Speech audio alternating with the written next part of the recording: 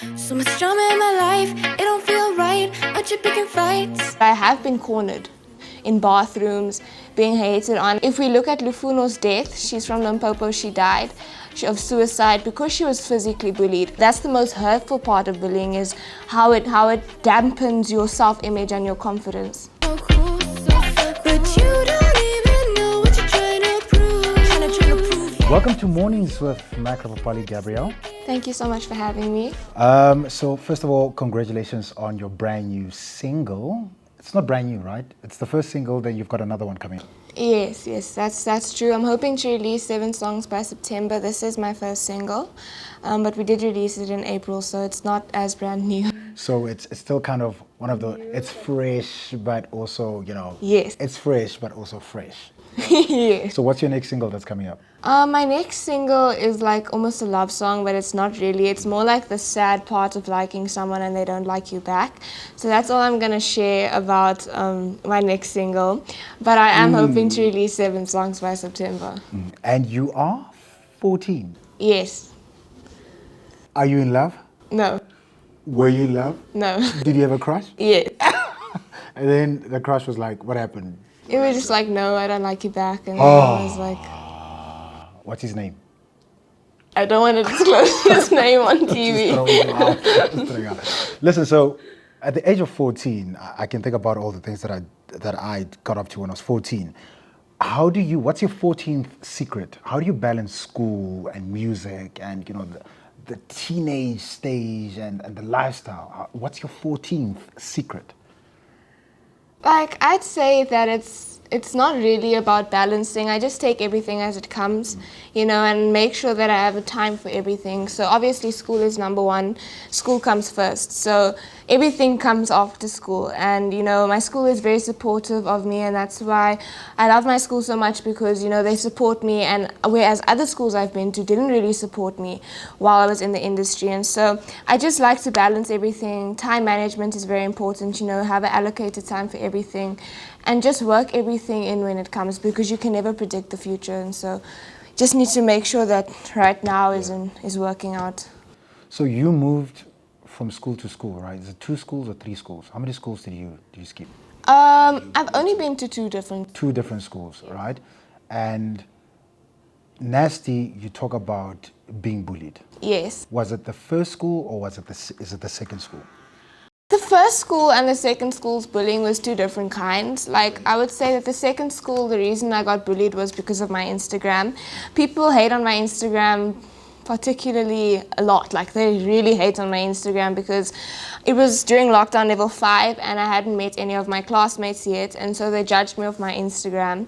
And they formed social media groups, you know, dissing my Instagram, telling me I think I'm so cool because I post my achievements in the industry on my Instagram. And with my previous school in grade 4, I was bullied because of my hair. It was too thick, it was too different to everyone else's. I got hateful messages in my locker, things like that, you know. And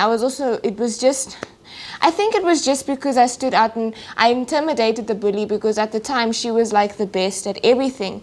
And I think that she just got intimidated because she wasn't the only one who was achieving her dreams and pursuing her dreams. And I think that the reason people get intimidated is because of their own insecurities. And that's something that I've learned to deal with, you know, that when people are hating on you, you need to analyze why are they hating on you, you know, what are their insecurities and what hole are they trying to fill by being rude to you or bullying you. Now, you're talking about, you know, you were being judged or bullied because your hair was too thick and so forth and so on. And in your music video, I saw like different scenes of where you're bullied. Were you ever physically bullied at school? I mean, I have never really been physically bullied. I've only been verbally bullied, but I have been cornered in bathrooms, being hated on. And I think that, you know, physical bullying is really bad, but verbal bullying leaves an emotional scar.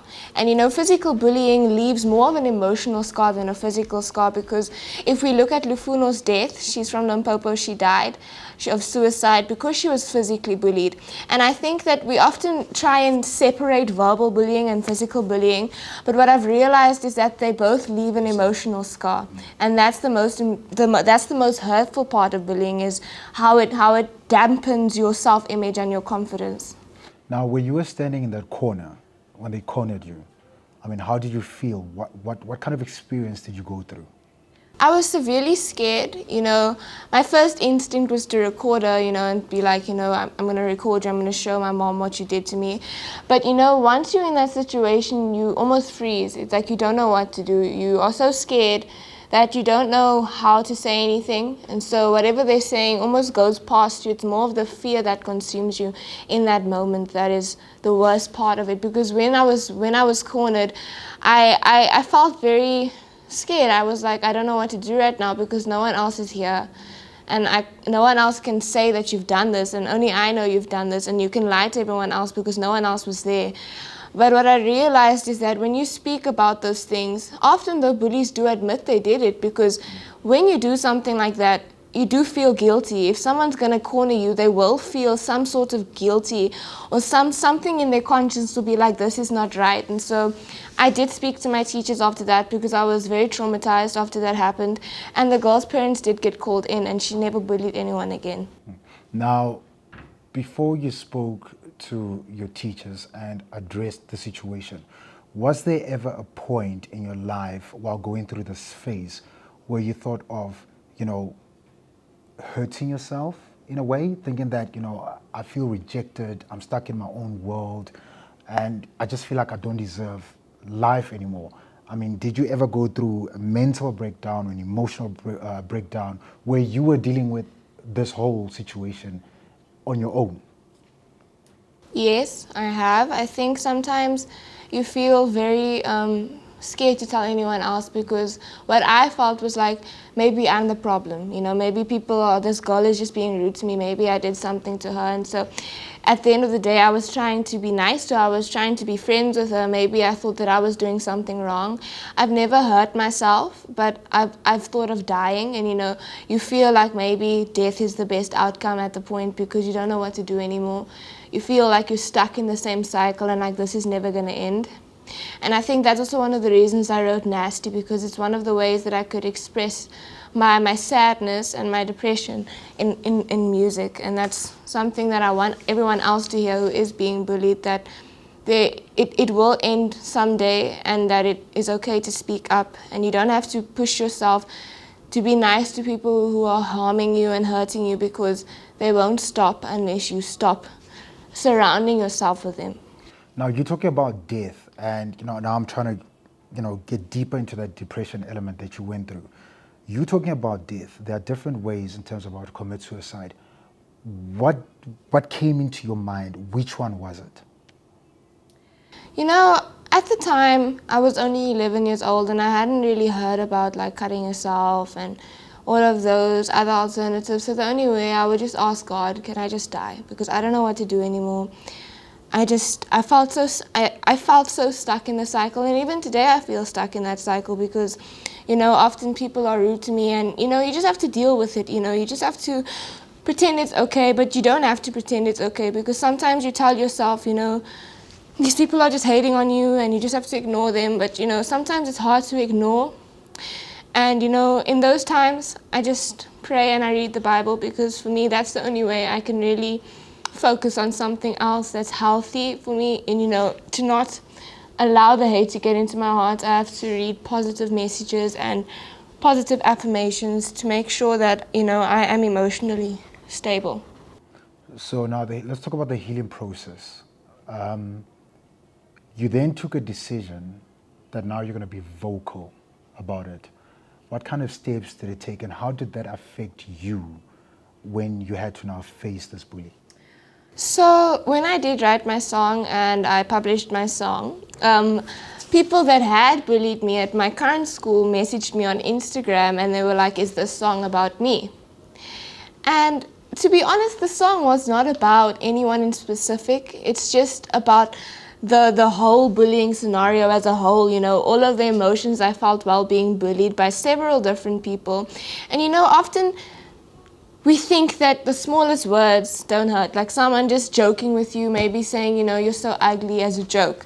Sometimes those jokes hurt more than something that someone means, because sometimes people don't realize how much the smallest things hurt, because sometimes it's people you trust making jokes about the way you look, making jokes about what you're doing with your life, and it really hurts. And it's really taken a long time for me to understand how to deal with it. And like I said, people that I wrote the song when I wrote the song, people that are in my school thought it was about them, and that made me really sad, because then they started to comment on my Instagram, saying, is the song about us? I mean, groups of people. And I don't want people to get offended by my music. I don't want them to feel personally attacked. I want them to just understand that this is something I'm going through, and my music is the only way I can put my message and my emotions out publicly. Girl, girl, girl, yeah. Thought we ruled the world. Went way back, now we off track. Why you gotta do me like that? Nasty is about people who bully other people. It's about the victims of bullying, people who have been bullied. And I don't actually like using the term victim of bullying, because when you're being bullied, I don't want to be called a victim, because I'm standing up for myself. And just because you've been bullied doesn't make you a victim. You can overcome the bullying. Nasty is not about people who have bullied me or know they've been wrong to me. Nasty is about, I want the victims of bullying, or people who have been bullied, to stand up for themselves. I want them to speak, and I want them to get the message across that they are sick and tired of being bullied, and that this will come to an end. So exciting times ahead. You're working on new music. What can we expect? Like I said previously, I am expecting, you guys can expect 7 songs to be released in September. I'm currently writing some new music, and my Reika Mnet series, if you guys haven't caught me on Mnet 101 yet, it's coming out on the 25th of July. I play the role of young Reika, and hopefully I will be getting some more TV interviews, and my music video will be played on more music stations. You're so toxic. A little bit of nasty. Do you, boo? That's what they say, right? Do you, boo, right? Thank you so much for making the time. Thank you so much for having me.